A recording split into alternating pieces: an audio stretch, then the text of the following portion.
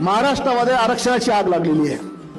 बंजारा समाज हा जंगलकड्यामध्ये आणावा समाज आपण डोळ्यांनी पाहतो, अनुभवतो। राजस्थान गुजरात मधून आलेला समाज आहे आणि खऱ्या अर्थाने त्याला पण आरक्षणाची गरज आहे।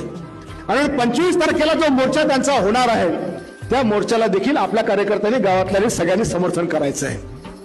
बंजारा समाज आणि वंजारी समाज हे दोन समाज एकत्र नाही, दोन्ही समाज वेगळे आहे। सध्या दोघांचं रिझर्वेशन पण वेगळं आहे, पण बंजारा समाजाला मिळावं ही आपली भूमिका आहे। धनगर समाज स्वातंत्र्यापासून आरक्षण मागतोय।